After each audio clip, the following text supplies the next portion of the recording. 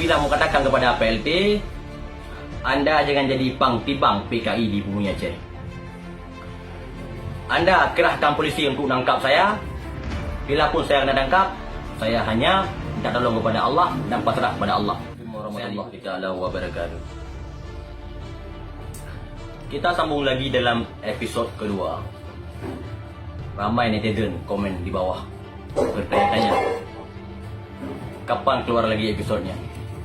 InsyaAllah, selagi kita masih hidup, selagi Allah masih melindungi kita di atas jalan yang benar, kita akan selalu mengeluarkan episod-episod selanjutnya.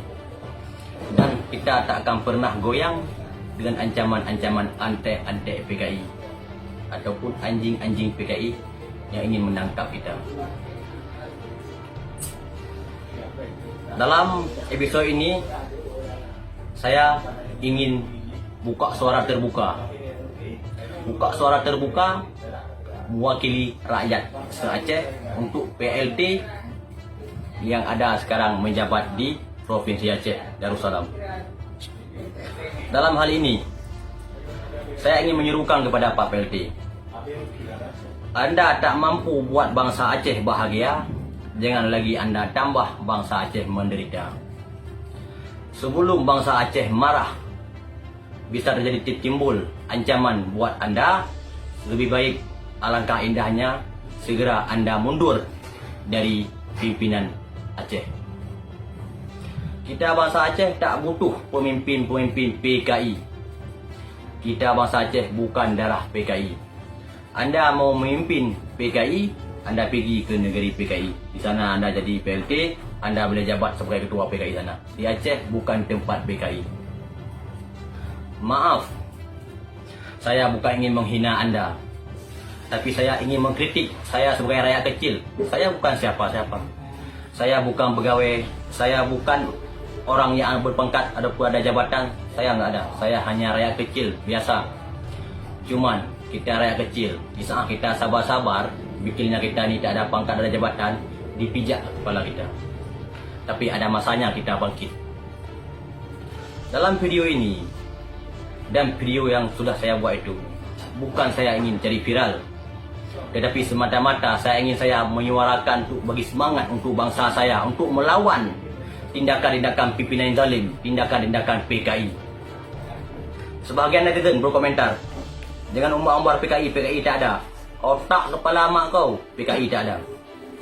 Yang bilang PKI nggak ada, itulah dia PKI sesungguhnya.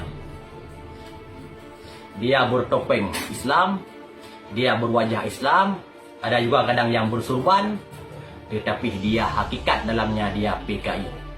Zaman sekarang jangan kita pandang lagi dia alim ke, dia sekarang berjubah ke, jangan kita pandang itu. Sekarang PKI berselimut dengan gasing-gasing Islam. Jadi saya mau bilang,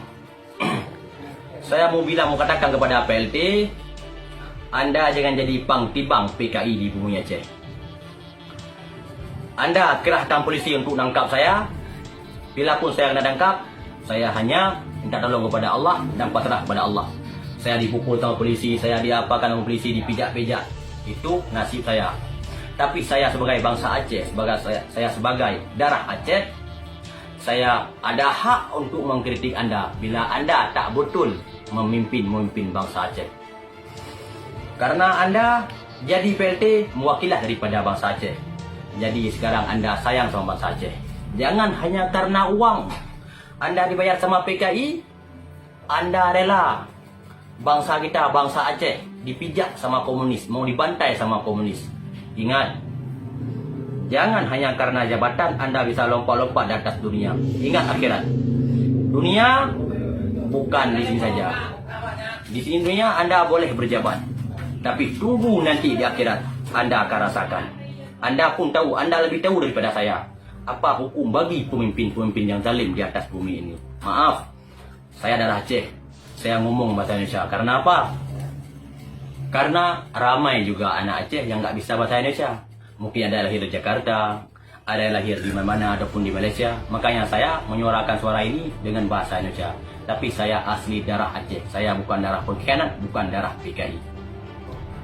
Bagi Anda netizen yang mau komentar, jangan asal bacot dulu lewat media.